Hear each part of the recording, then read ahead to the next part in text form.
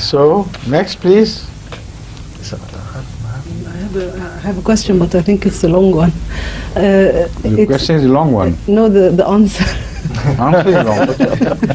So why don't you give the answer yourself? Is there time? I don't know if we have time. Okay, please. We have still time. How many minutes? 10? 10 minutes? Okay, Oh, plenty okay. of time. It's about the concept of the meaning of Maryam, Maryam. Ibn Maryam, That's because some people say that the promised Messiah ﷺ came and he was the Messiah, but where is Maryam? And I know that the promised Messiah has I know that, of explained course, this. I know. Right. Not only that, but like they laugh and,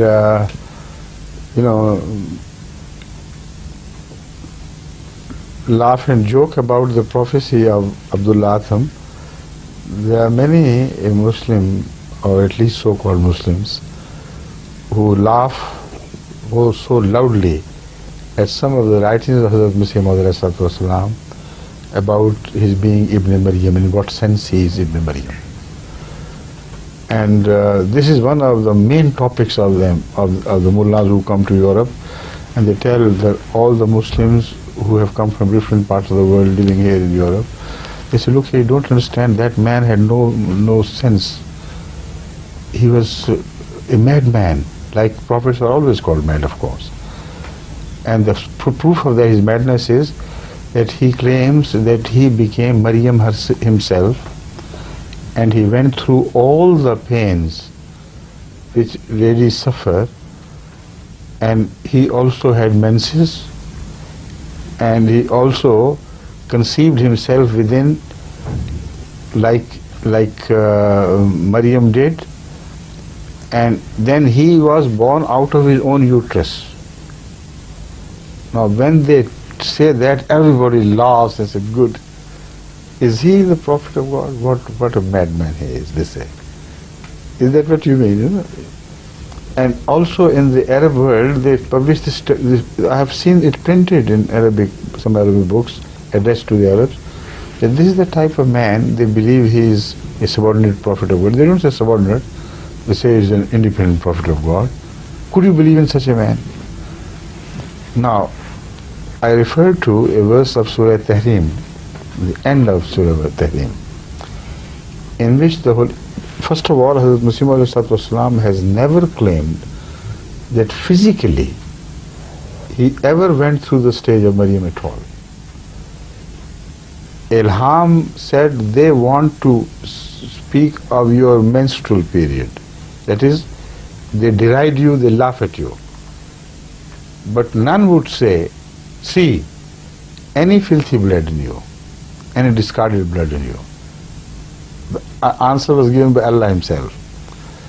About Mary, what happened is a long writing of Masih, but in nutshell I am going to tell you what he wrote, what he claimed. He claimed that like Mary went through spiritual pain and suffering prior to the even conception of Jesus Christ, so I also suffered like Mary, but spiritually. And it was no part of my own personal ambition which played any role in the Khalq-e-Akhir which I received from God. You see, it is the Khalq-e-Akhir which is mentioned in the Holy Quran. Of all the holy people, they are ordinary people, they don't want anything for themselves. But Allah, when He chooses, He bestows His mercy upon them and raises them as office holders of Allah, as commissioned prophets of Allah. So this is the subject which he discusses. He says, on me there came and remained for a long time a Maryami state in which I suffered so much for the sake of Islam and for the sake of the state of the Muslims, etc. All these things made him,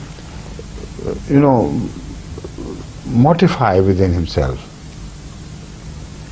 Then, with the grace of Allah, from me, Allah created that spiritual being that you call Isa. So in that sense, spiritually, I am also Ibn Maryam. That I went through all the suffering of Maryam, then was born in me that spiritual Isa, not the real one. Now this is the nutshell of his claim, and there is nothing stupid about it, nothing objectionable. It is a claim which has been made by many Sufis, similar claims, by many Sufis in Islam before, that you can't reach a higher status unless you suffer like Maryam. So I have got references to those which can be presented to you later on. But here, offhand, I can show you something from the Holy Quran. Why was it essential for Hazrat Mirza Sahib to say that he had gone through a state similar to Maryam? In Surah Tahrim, in the last verses, the Holy Quran says, وَضَرَبَ اللَّهُ مَثَلًا لِلَّذِينَ آمَنُوا امْرَأَةَ فِرْعَوْنَ إِذْ قَالَتْ رَبِّ ابْنِ لِي عِندَكَ بَيْتًا فِي الْجَنَّةِ وَنَجِّنِي مِنْ فِرْعَوْنَ وَعَمَلِهِ وَنَجِّنِي مِنَ الْقَوْمِ الظَّالِمِينَ وَمَرْيَمَ ابْنَةَ عِمْرَانَ التي أحصنت فرجها فنفخنا فيه where Maryam is physically mentioned and birth of old Jesus is mentioned, it is said fiha وَنَفَخْنَا فِيهَا مِنْ رُوحِنَا. Here it says وَمَرْيَمَ ابْنَةَ عِمْرَانَ التي ضَرَبَ اللَّهُ مَثَلًا لِلَّذِينَ آمَنُوا. Those who believe, it is their example is quoted by Allah like two ladies. One is Imrata Fir'aun, and the other is Imrata Imran allati asanat farjaha. Maryam, who was pure, who guarded her chastity. Now how can mu'mineen be like two women? Have ever the mullahs considered themselves to be in a state like the wife of the Pharaoh? And when they inquire from us, all right, what happened, what changes took place inside, and what was the experience of your Mirza Sahib when he said he was like Maryam? So once I encountered such a mullah, I said, these two verses cover all the mu'mineen. None is left out. Either a woman has to be like Pharaoh's wife or that of Maryam, the mother of Jesus. So what would you prefer? You don't like Maryam, you're laughing at it, so you become wife of Pharaoh if you claim to be a woman. And tell me, what did Pharaoh do to you? Tell me all the experiences. I said, for God's sake, don't joke with the Quranic statements. They are profound truths. This means the minimum which is expected of a believer is that against all oppression and all coercion and all cruelty, he must guard his faith. Look at the wife of Pharaoh. Look at the dictatorial and despotic attitude of Pharaoh. Yet that being a lady, she guarded her faith and would not budge in. You are the followers of Muhammad Rasulullah. At least we expect this much. But we expect more. We want you to be as chaste as Mary is, Mary was. And yet she gave birth. So that means you must not seek higher spiritual offices out of your ambitions. Because Mary guarded her chastity, and despite touch of man, she gave birth. So she said, if you do it, then Allah will do like what she did to Mary. But in this case, He will breathe His Spirit not into her, but into him, that is Mu'min, who does this. Because the reference is to a male. See?